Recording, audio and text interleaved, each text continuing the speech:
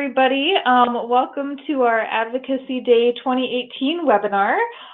We have called today's webinar the Prepared Advocates, Knowing Current Wisconsin Policies that Impact Early Childhood and Getting Ready for Your Day of Advocacy. So today we are thrilled to have you back. It's exciting, and I'm appreciative of another year of partnership between the members of Supporting Families Together Association and members of United Way of Wisconsin, all coming together around our advocacy issues. So this is year 2, and I'm very excited to be moving ahead again. So I am Jill Hoyting. I am one of the co-directors here at Supporting Families Together Association. And so I will be one of the presenters for today's webinar. And Charlene, do you want to introduce yourself? Yes, I'm Charlene Moulet. I'm the Executive Director of United Way of Wisconsin. And I echo Jill's words. We're really excited to be doing this again this year with a little bit more experience. And welcome everyone this morning. Thank you, Charlene. So last year, in preparing for Advocacy Day, that was the first time we'd ever done some pre-webinars, and it was a great idea. And we had, in fact, 2 webinars in advance, one that was more content-oriented for Advocacy Day, and then one of getting to know each other and our partnership and making sure we understood each other's context and issues at the forefront. So this year we did decide to move ahead with just one webinar, but we did make it a little longer. Last year they were 1 hour, and we have an hour and a half dedicated today. And so within that, in terms of planning the webinar, we did leave plenty of time for questions. And so please do raise your questions. I will do my best to keep an eye on the chat box. Unfortunately, the way GoToMeeting works, it does not scroll down in this chat box for us, so I got to keep managing that, and I will do my best. But if you are able to unmute yourself and just speak your question, that is much appreciated too.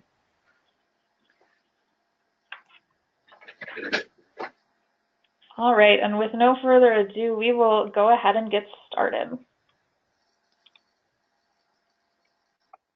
All right, so we wanted to start out because last year's Advocacy Day was a little bit different from what this year will be based on where we are within the legislative session. And so I think most of you probably remember that if you were able to attend last year, that we had Advocacy Day in the midst of the budget cycle. And so the budget cycle, of course, only happens once per biennium, but that means that there is a lot of things going on at the Capitol, and there are a number of priorities legislators themselves are looking to make sure they get into the budget. And so it was a really exciting and really energetic time to be down at the Capitol, of course.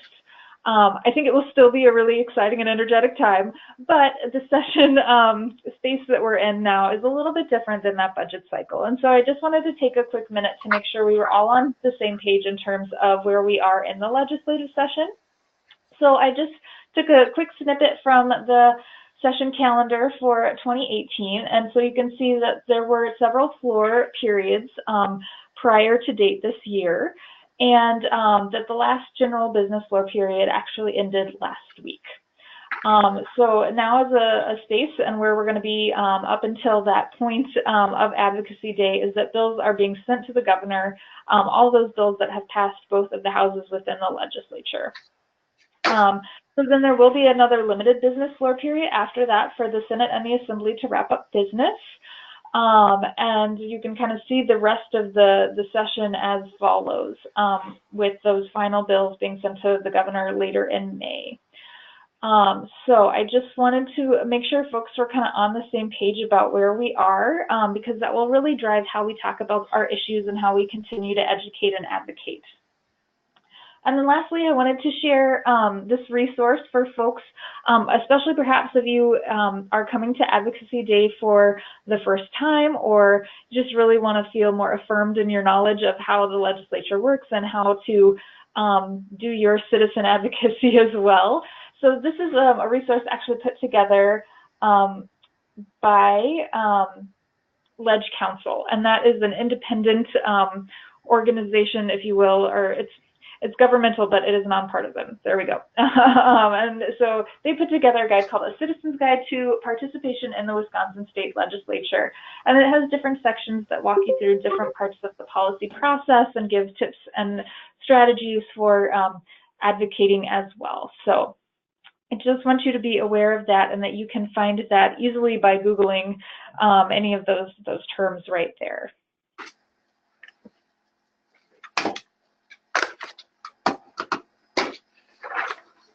All right, and so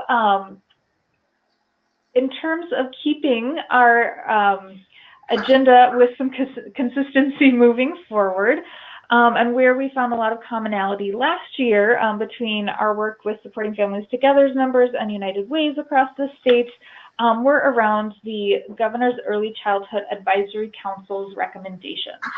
And so I thought it'd be helpful today in terms of knowing Wisconsin's context, really was to give status updates on the current recommendations, where those are, what has happened in that realm. And then also talk a little bit about the process in which new recommendations are being developed and will be presented to the governor in the future. So if you have not seen the recommendations before, you can access them. If you Google Wisconsin ECAC, you will get a web page of the Department of Children and Families website, and it will give you a lot of information, including those annual reports. An annual report for 2015 was the full report on the recommendations, and then you'll see additional year updates for each year since in terms of what's happened across those recommendations. So I won't go into all the depth of those recommendations, but just want to give a refresher to folks.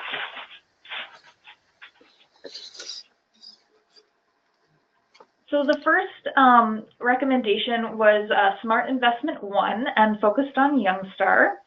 And it was an approach in terms of creating a system of quality grants that would both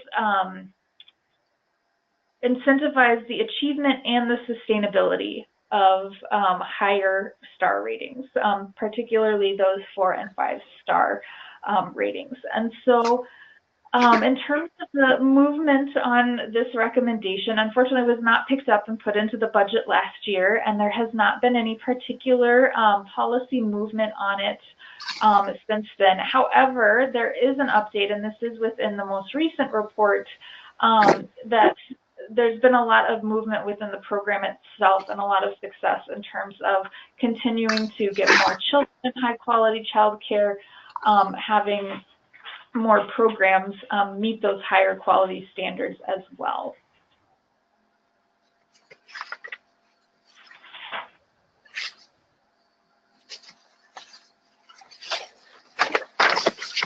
All right, and then Smart Investment number 2 really focused on home visiting, and it built upon the fact that we have an existing Family Foundation's home visiting program that's administered through the Department of Children and Families and has partnerships with the Department of Health Services, and has current grantees who are implementing programs across the state.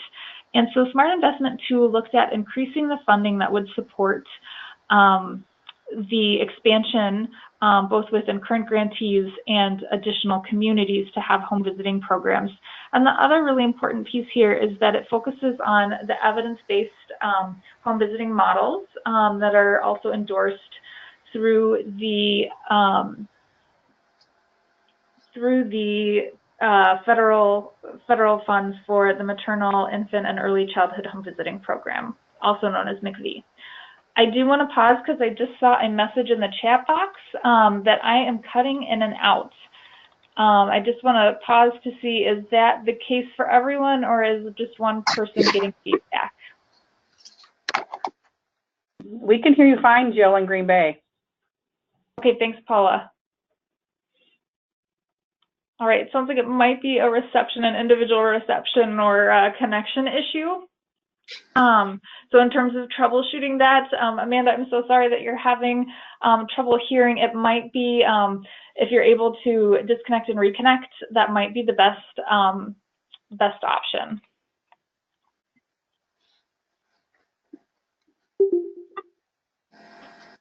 All right, and so as you can see in the Smart Investment 2 home visiting, there is in that first bullet, the really big news of an additional $3.9 million in TANF funds dedicated to home visiting to ensure that the program will expand further in 2018. That was I would say, a huge advocacy success. And so that should definitely be celebrated. And I know folks last year at Advocacy Day were definitely talking about this as a priority to many communities across Wisconsin.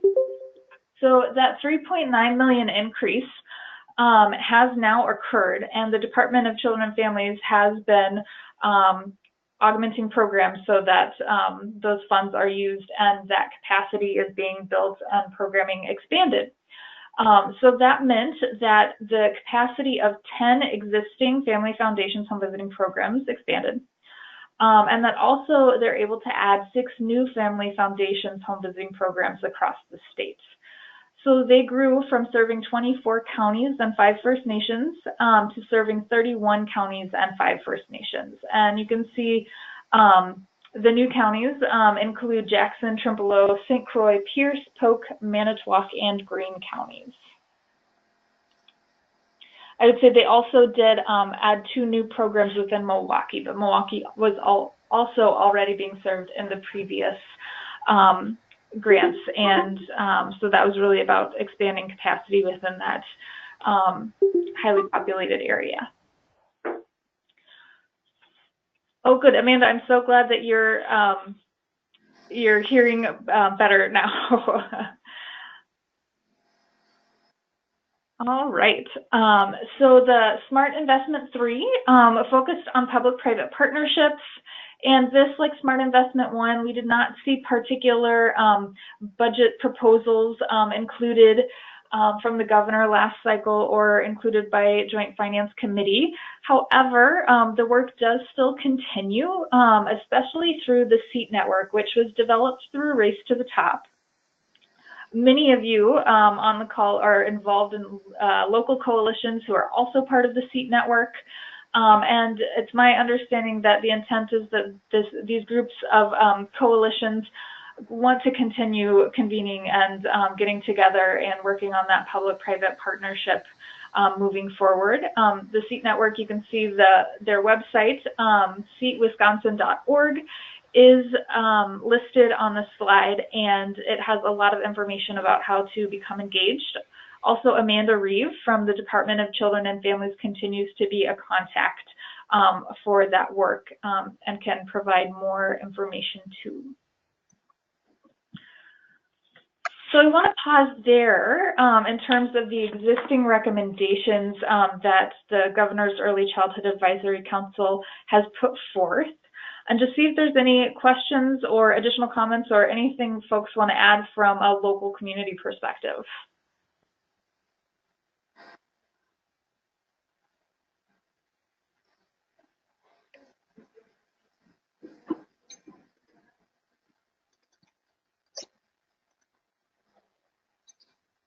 All right, we will keep on then.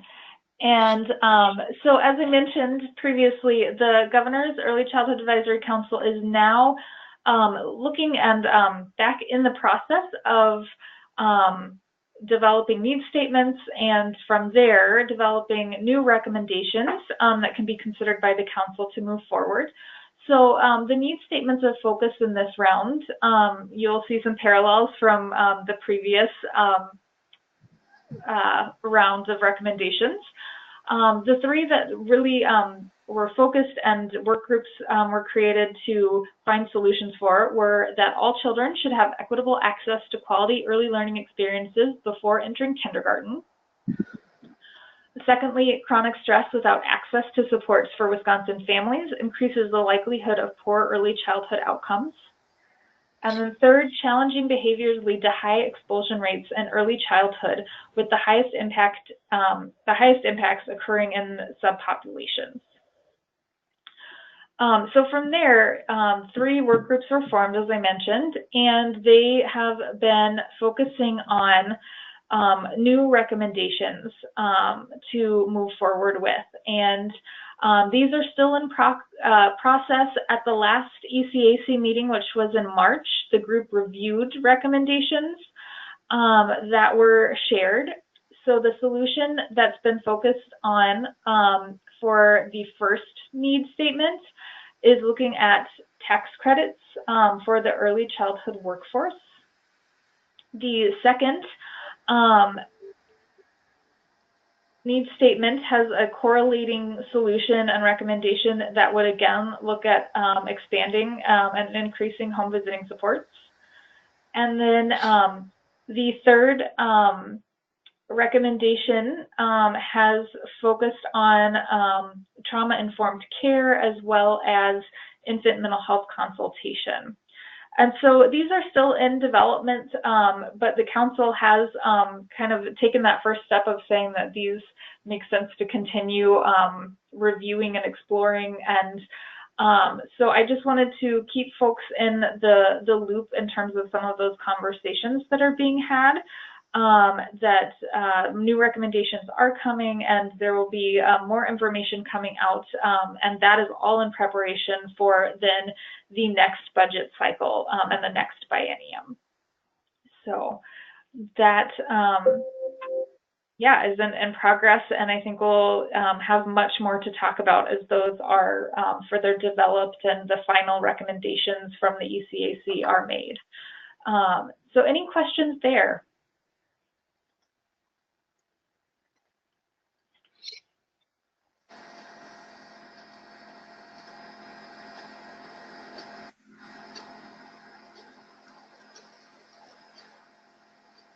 Okay, moving on then. We have a couple of pieces of legislation that have been particularly influential, I would say, and momentous more recently for the child care sector of early childhood, as well as really important to United Way's in terms of 211. And so we're going to take a little more time to focus on those 2 pieces of legislation. So here on the screen, you see AB 924, SB 793, so that's Assembly Bill 924, Senate Bill 793. And this is a bill relating to child care reimbursement rates in Wisconsin shares and making an appropriation. So I know some of us have already talked about this bill a little bit in subgroups, as I'm sure many have talked about the 211 bill we'll review too.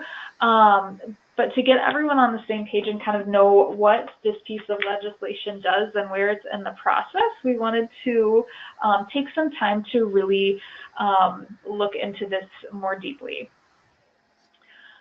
And so this particular bill, again, it looks at the Wisconsin Shares Program and increasing child care subsidies in the state. The way that it is framed is that it would be a 5% increase in Wisconsin shares reimbursement rates. And that equates to what is specifically written in the bill is $8 million in state fiscal year 19, or 2019, excuse me. So of that $8 million, there is an earmark that from the fiscal estimate from the Department of Children and Families, you can actually, if you go onto the Wisconsin State Legislature page, and if you search Assembly Bill 924, it should come up for the 2017 session, and you'll be able to get this homepage that I've taken a screenshot of. So this will lead you to a lot of information if you want to explore on your own. That includes the bill text itself, so you can see what the bill includes, and then also fiscal estimates and reports. And the fiscal estimate for this bill was prepared by the Department of Children and Families because they are the administering agency. And so the fiscal estimate, where I was going with that, is that it is earmarked that $750,000 of that $8 million would go to increasing tiered reimbursement for 4- and 5-star providers specifically. And so over a biennium, that actually increases. The amount that I have heard is that it actually then is an increase for the biennium of 32 million in shares. So again, that's over the 2 years. Initially, or not initially, additionally, there are a lot of resources out there if you want to look into this further and understand more of the advocacy components and the politics, if you will, of the bill. And so I want to take some time to dive into those pieces in terms of, I think they're really helpful to understand and have as context in terms of going into advocacy visits to be able to educate further. I think it's really helpful to understand people's perspectives and where they're coming from. So some of that context can be, again, gleaned from this particular screen, the homepage of the bill on the Wisconsin State Legislature webpage. Here, you'll see that the status of this bill is that it is enrolled, and that means that it's ready to go over to the governor. You can see here some important dates and key actions for the piece of legislation. This looks at the fact that on 2/15, this is when the Assembly voted on it. You can see that the Assembly voted 96 members in favor and 1 member against. And so that 1 member, I will let you guys know who it is because I think it's important to know in case you happen to be going to see this legislator. It is Representative Jarkow. And so then you can see on February 20th, the Senate took the piece of legislation to the floor, and they voted 29 in favor and had 3 opposed. And the 3 senators opposed were Senator Craig, Senator Kapanga, and Senator Nass. So again, just important for you to know for context. Especially, I believe we are just now getting started and setting up the legislative visits, but I believe that we do have groups who will be meeting with the representative as well as meeting with Senator Kapanga, I believe. So that's just important to keep in mind to know how this person saw this bill going into those visits if this is something you'll be focusing on. Another key piece in terms of on the homepage, here you have under the fiscal estimates and reports, there's this long title, and this is the reporting of committee proceedings. So this bill, because it had that fiscal estimate or that fiscal component and it had an appropriation that was being made with it, it had to go to Joint Committee on Finance. So of course this is the major committee that there are members of the Assembly and the Senate on, and it had to pass. So it did pass Joint Finance. I am almost positive that it passed unanimously. But even though it passed unanimously, there is a lot of information that can come out of that committee proceeding piece. And that is where I would encourage folks in terms of preparing for Advocacy Day to take some time to go to the Wisconsin Eye website. Wisconsin Eye is the news source that actually films all of the legislative happenings. I shouldn't say all of them, but key legislative happenings down at the Capitol. But Joint Finance Committee hearings are typically recorded and broadcast by Wisconsin Eye.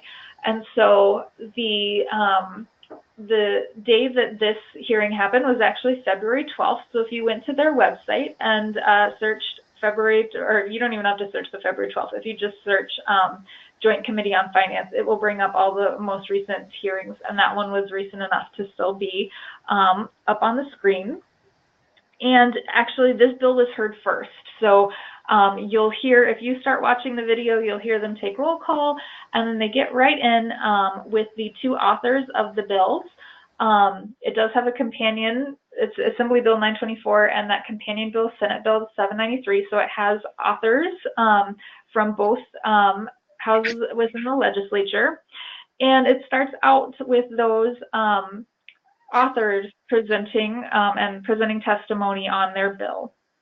And I think that this is incredibly insightful in terms of understanding how people were thinking about this legislation, what were the priorities, and really to hear them make their arguments. You do see some of the politics coming out in terms of the two parties talking about different approaches and perhaps arguing some points on those different approaches. But again, I think it helps to set the context to know deeper why legislators went the way they did in terms of this particular child care reimbursement rate proposal. And really it boiled down, I'll give you some key points in case you don't have time to go watch it. It really boiled down to the recognition of quality programs, and they really emphasized the key nature of needing to support the 4- and 5-star increases. And that was a point that was made in terms of previous bills that had been introduced, maybe higher fiscal estimates, but only looked at increasing the shares reimbursements. And the authors really really spoke to the fact that they think it's important to support those 4- and 5-star providers in terms of knowing that their care in 4- and 5-star programs, it costs more. It costs more to run. It costs more to pay qualified staff. And so those points were made, and that there was an intention to build that capacity for 4- and 5-star programs. But additionally, kind of in terms of the parameters and the amount of money that was set, of course, is a key piece. Why, when other proposals that had higher amounts did not move forward anywhere, both within the last budget cycle as well as within the current session. And really it came down to the kind of arguments around balancing the budget and doing something that was within the means of the state. And you see this debate kind of unfolding within the hearing. So it might be of interest to understand the different perspectives from legislators on this issue. I would also say it was interesting to see Representative Bourne and Senator Darling are the two authors, but Representative Bourne really opened with an economic development argument in terms of the fact that participants who attended the last October's WIDA conference really did rank the lack of available childcare as being the second barrier to them, second highest barrier to them being able to find and keep employees. So that was kind of the lead, if you will. The other thing that is incredibly, for me, it's very interesting, is to hear where is the source of the money coming from for this bill. And so this is to use TANF dollars. And a key point that Senator Darling, I believe it was Senator Darling who made, but that this builds on all of the welfare reform components that their party has been looking at. And so I thought it was interesting that she tied this to some of the welfare reform goals. She also made a very strong point, I would say, that in that reform and where they're seeing change, that investing in childcare is the best way to take advantage of that opportunity.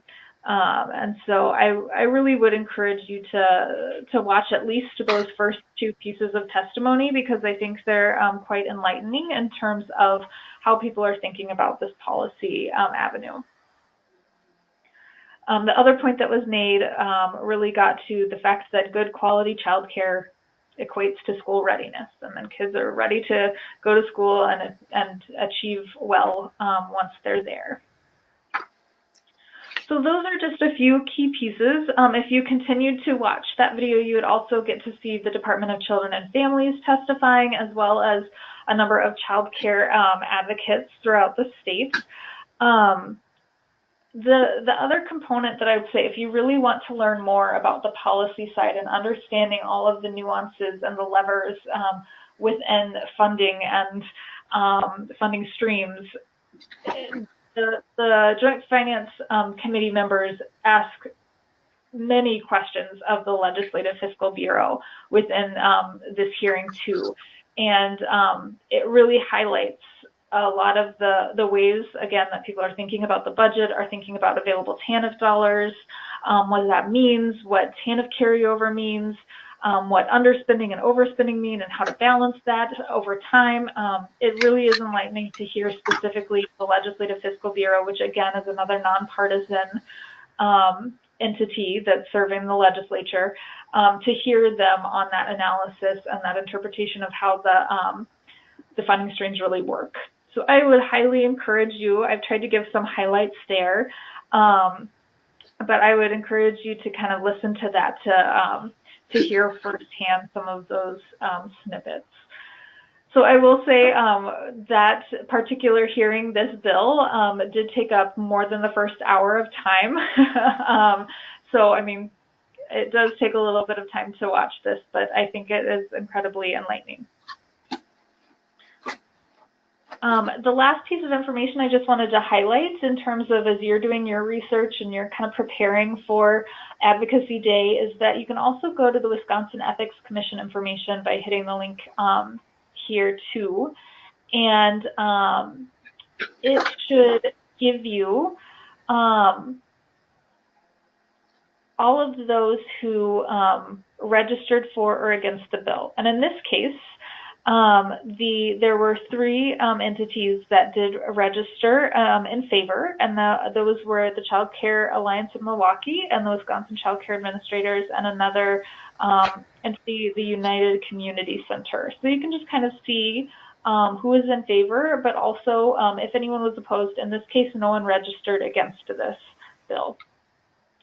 And then lastly, too, in terms of that record of committee proceedings, if you see this PDF on the end here, that should also give you all of that information really easily to print if you wanted to take or bring that with you, as well as the bill text is the kind of same thing, that you can bring those along to have them to be able to reference when you are making any legislative visits and wanting to be able to reference things to further educate legislators on the early childhood issues.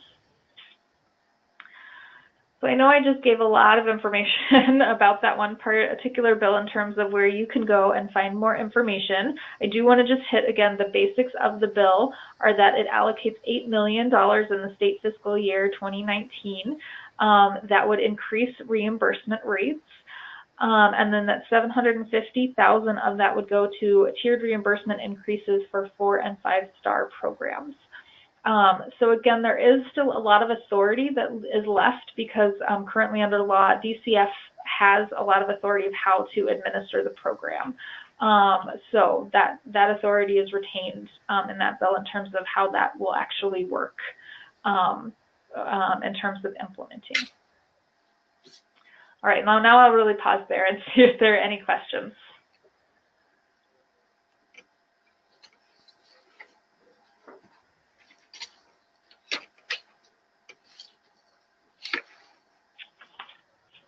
All right, not hearing any. I am going to hand it over to Charlene to cover the next piece of legislation. Hi, everyone.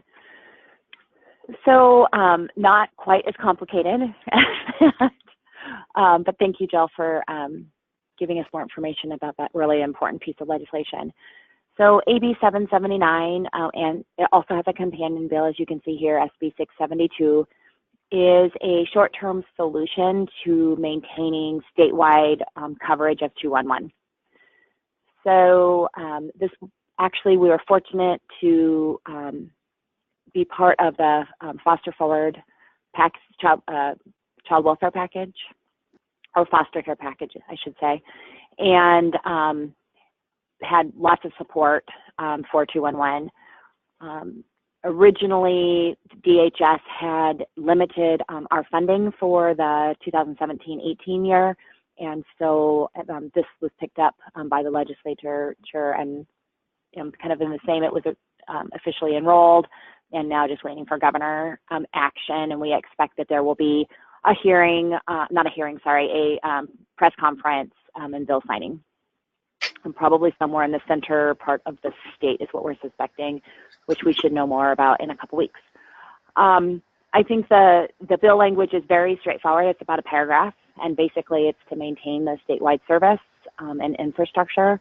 It's just $210,000 a year, and it is really a short-term solution. So I think other than what we need to know is that we need to now build kind of the larger advocacy effort for more long-term funding for 211, and that's what we'll be working on now with legislators.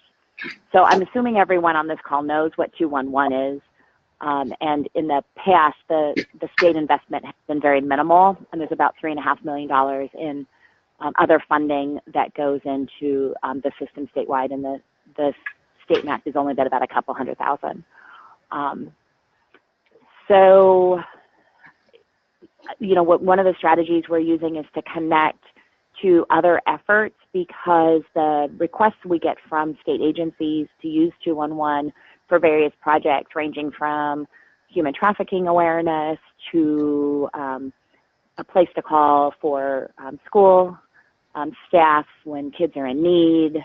I'm disappointed that it didn't surface as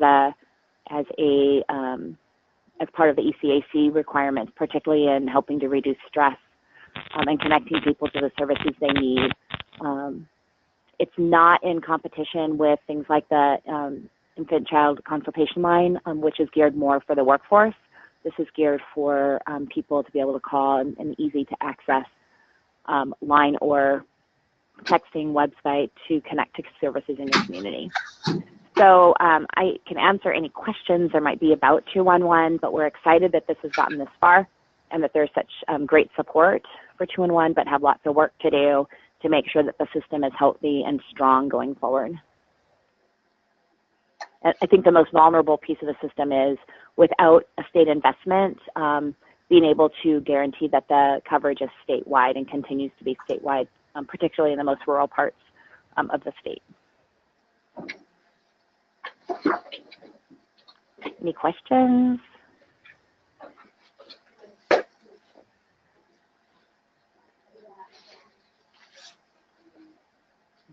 Okay. Hi, thank you, Charlene. All right, so that kind of, you know, hearing about the ECAC recommendations, where those are sitting and where they're continuing to develop, as well as hearing about these two particular pieces of legislation, we definitely want to spend some time talking about the actions to take and where the opportunities lie right now for continued advocacy and education.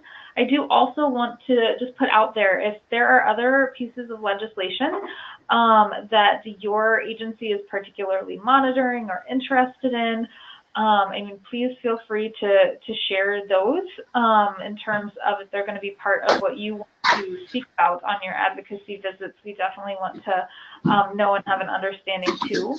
I would also put out there, if you have like a particular interest or questions that might dive deeper than what you wanted to bring up on the call, please feel free to reach out to me or Charlene on either of those two things, and we'd be happy to share more information and talk you through one-on-one.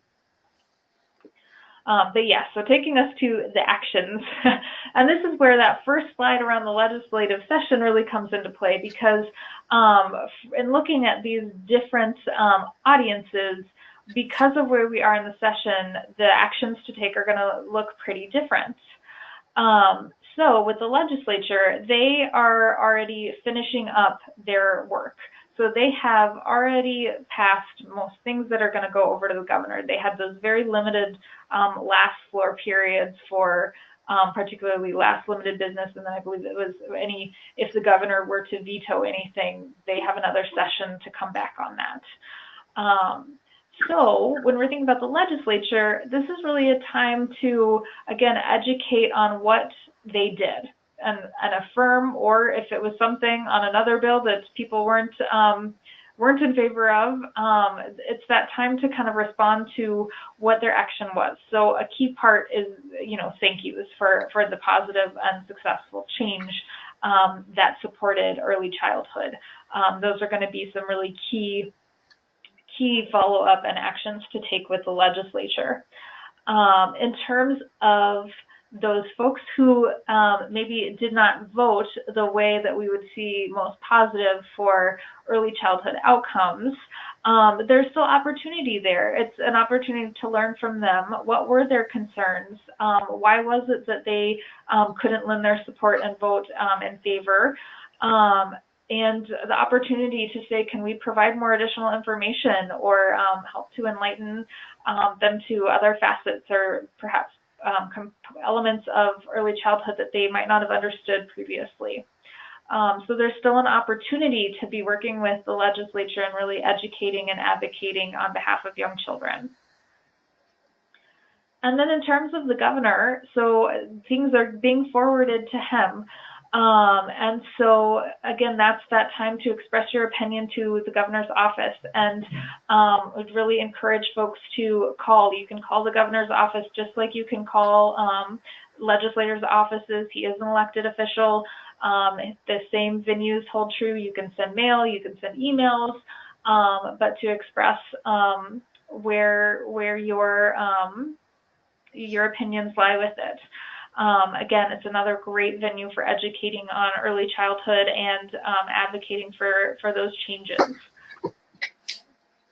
So far, I would say on the child care specific bill, I haven't heard anything to the contrary that it wouldn't move forward. I think from everything I hear, that he would be signing that. And so hopefully will be well, but it always is good to, to keep in communication.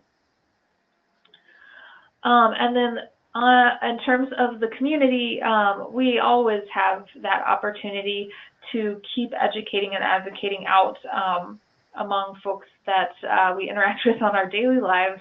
All of our stakeholders in those local communities have the opportunity to go and influence the legislature and the governor as well, because they are voting members of our community, and they also get a voice and get to tell their elected officials what they think. And so if it's businesses, maybe it's talking to them about the link between the economic development and the fact that they may be facing these challenges around recruitment and retention because there is lack of childcare, and what are the solutions to do that? I mean, I think people want solutions. They want to hear what can be done. And when good solutions are identified, I think people are willing to get behind them. So we have to continue to communicate and educate on those things that matter to our work in early childhood. And Charlene, do you have anything that you'd like to add on those actions?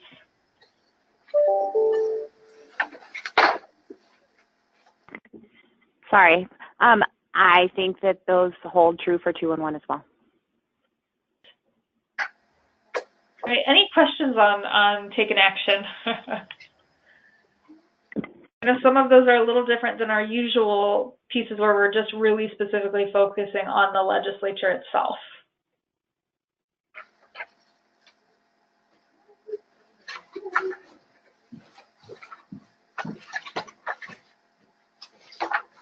All right, well, we have 2 more components that we wanted to take some time to kind of set up for Advocacy Day, because we are going to have some activities and really get you guys up and moving and working together the morning of the Advocacy Day. And one of those pieces are going to focus on an elevator speech. I know the elevator speeches, you hear them everywhere. You got to have your elevator speech. You got to be quick, concise. And of course, that holds true in advocacy efforts. And so these 4 questions have really been outlined as the advocacy essentials. So yes, in an elevator speech, they would be need to be present, but really it holds true across other communications as well. And they're pretty obvious, but it's surprising how many times, you can get into talking and then realize that one of those pieces just was missed really easily. And so really refining and practicing an elevator speech to make sure these elements are in there is key. And so those 4 elements are making sure you say who you are, making sure that you're really clear in stating what your issue is, having that clear statement of why your issue is important, and then 4, really having that ask, what do you want the listener to do about it? And I think that is really important to have that ask. And we've talked a lot about asks in the future in terms of that may look different for your agency depending on where you're comfortable in the advocacy spectrum. It may be really more focused on education and asking the listener to learn more and work with you on learning more so they have a really deep understanding. If you're further towards the actual influencing legislation side of the spectrum, it may be really specific about supporting a particular bill. So it can really vary based on where your comfort level is, but you need to have an ask. If you don't have an ask, people will wonder, why are you using my time then? So you want to make sure that is a really clear part of your elevator speech. And another key piece in terms of, we've all been there in terms of legislative visits, for those of you who are more experienced, in that sometimes a legislator has you on the schedule and something comes up and you only get a very brief amount of time. Their staffer may stay with you and you may get to talk with them longer, but it happens sometimes. And so you want to be able to, as quickly and concisely, lay everything out there on the front end, so then you can keep that conversation going and you can dive deeper the more time you have. But if something were to change, or say the fire alarm went off somewhere and you had to leave, you would have at least gotten that out in the first 2 minutes of your conversation, or 5 minutes of your conversation. So what we're asking you guys to do in terms of preparing for Advocacy Day is to create your elevator speech. Write it down. It doesn't have to be extremely long, really looking 3 minutes. You can range it if you want to go a little bit longer, but you want to concisely get to those issues, but also make sure you have compelling messages. It may be that some more personal information about why that issue is important may be your key. A success story from your work might be that key compelling component, but you definitely want to personalize the elevator speech and make sure that it is compelling to the listener.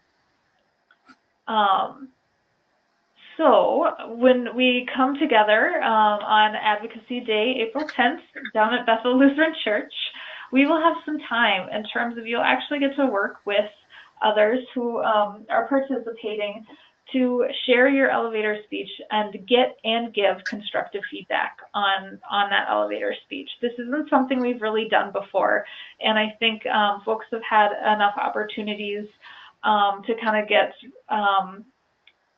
more comfortable in the process and kind of know what it's about to feel ready to put it out there to their colleagues and get that feedback back. This is actually an activity I did when I was participating in the Wisconsin Women's Policy Institute.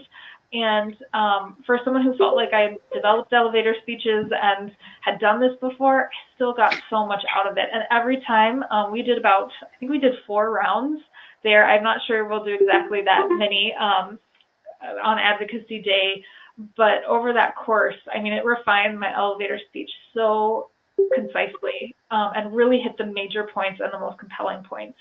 And so we're going to implement that exercise and have some time to work on that together. So I'm hearing a lot of beeps. I just want to make sure and check in that everyone is still hearing me and that we may just have a few friends who had to jump off. We're still here. Perfect. Thank you so much for affirming that. All right. And then the other component in terms of preparation is fielding the tough questions, because again, as we become more experienced in working with policymakers, you will get some tough questions, and they may be tough because they're really pointed and they are really getting at things that are in opposition of what you want, or they may be tough questions because they are so off base and you're bringing them back to your issue and what you want to focus on.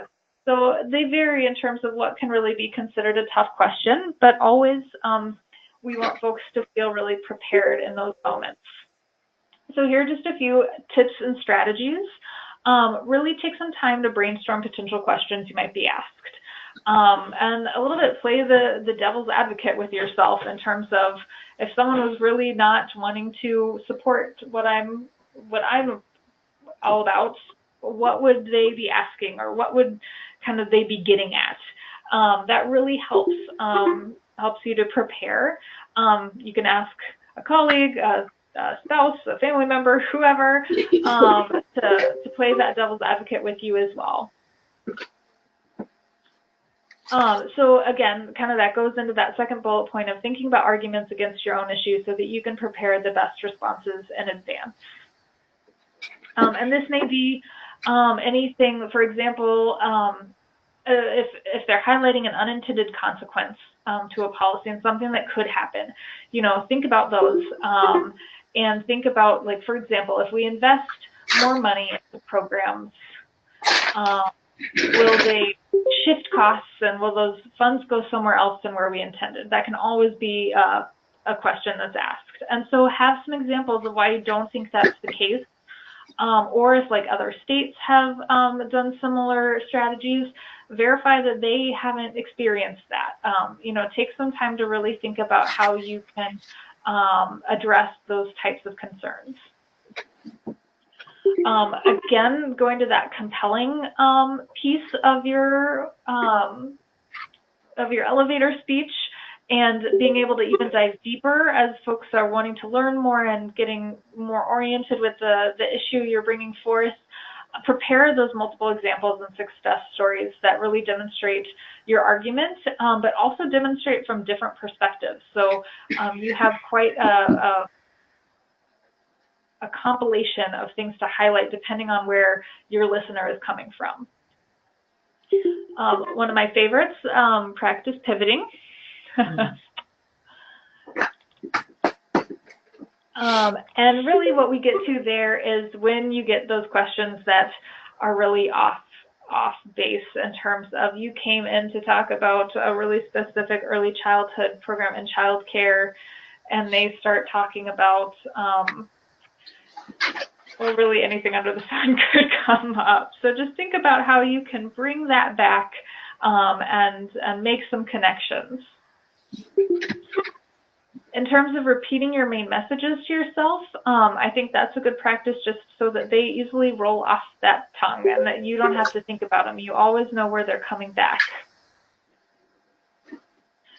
And then this is a great one in terms of think about acknowledgement versus agreement.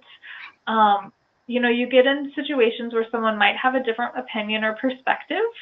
And I think many of us, you know, you might like nod when you're hearing them talk.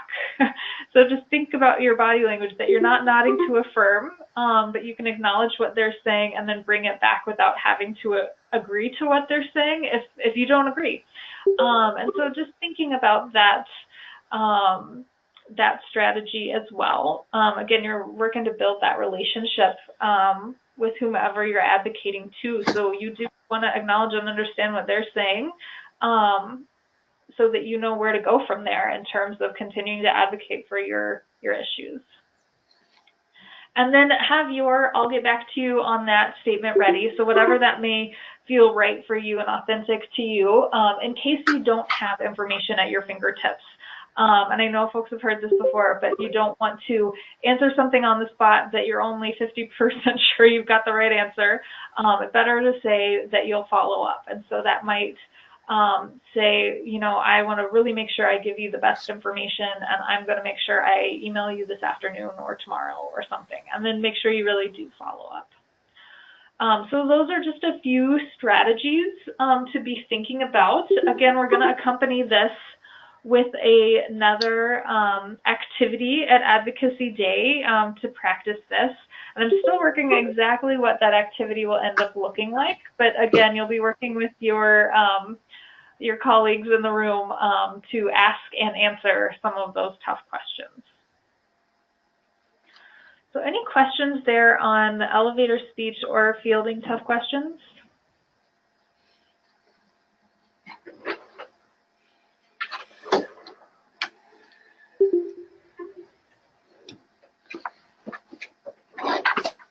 So one of the things that you might prepare for, this is Charlene, are questions about other bills that members might want your opinion on. So if there are some that are not as straightforward as the two that we talked about, and we've noticed that more and more we've have members that have been getting questions about other things that are moving through the legislature.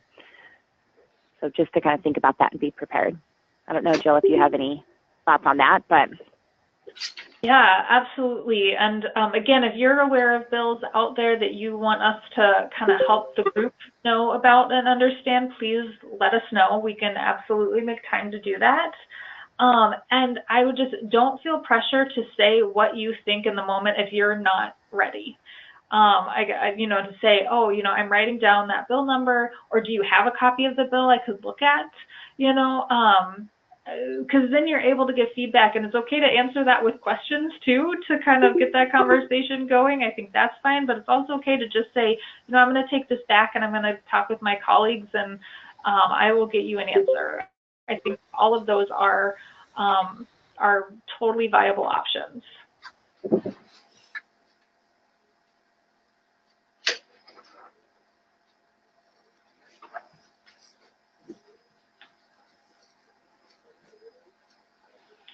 Charlene, were there some specific examples at all that you had?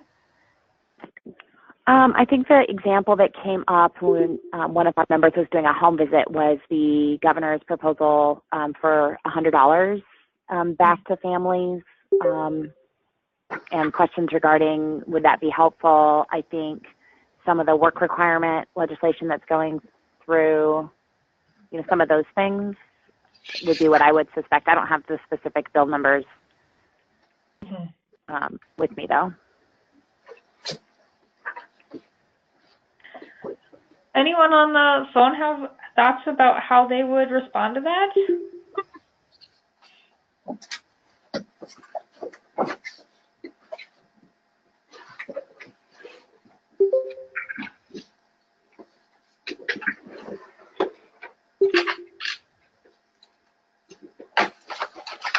All right. Well, I agree. Quiet today. I know, it is a quiet group. I would really encourage folks, as Charlene said, to kind of think about some of those big kind of, what are you seeing, especially the week of advocacy or the week right before Advocacy Day.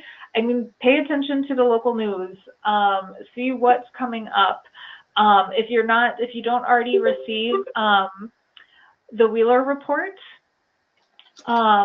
that's a great kind of digest of information that you can look at really quickly. They send it every morning, every day. It's an easy subscribe, and that can really help you prepare as well to know, like, what are the key things that might be on my legislators' mind and what might they be going to ask me for my thoughts and opinions on. And again, then you can really strategically say, maybe something happens with Foxconn that week, and so Foxconn's back on everyone's minds and are looking at that. Think about how that economic development component, regardless of all the other elements, but how does that particularly give an opportunity to say what needs to happen with childcare, or what needs to happen with family support, and how do we think about that and tie those two issues together. Again, that's really the pivot right there, that if they bring that up, how are you going to link it back to get your messages across?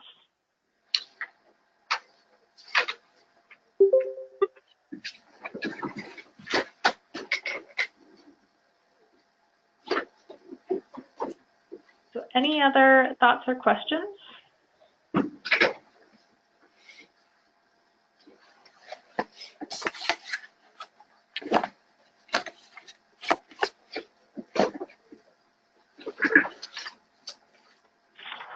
All right, if I'm not hearing any, then that kind of takes us to our last and final pieces in terms of what to expect that day of. So again, it is April 10th that we will be convening. We will be at Bethel Lutheran Church. I believe it's Borgwart Hall, again, the same place that we were as the full group last year. Last year we did breakout sessions. This year we're not going to. We're going to have the whole group together. But we will have some welcome components. Then we'll do some of those activities around elevator speeches and fielding tough questions.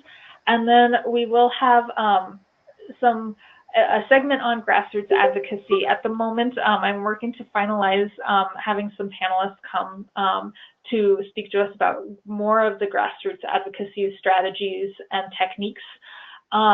So that is kind of where we're headed from a grassroots piece. And then the rest of the day, we really will have an earlier lunch so that you can plan with your partners on your visits. Then we will head down to the Capitol earlier than normal. Some of the feedback last year was that you made the trek to Madison, you're in the Capitol, you want to maximize that time and really take advantage of all of the opportunity you have. So we are arranging 4 legislative visits for each group this time. And so I will be sending out, we're making the calls right now to schedule those visits. So you will get information on who you will be visiting so that you can prepare in advance and do some research. And then, yeah, that will take us through the end of the day to our debrief at the end when we all come back together to kind of see how the day went and share lessons learned with one another from our visits. So are there any other questions about Advocacy Day in general or any of the information shared today?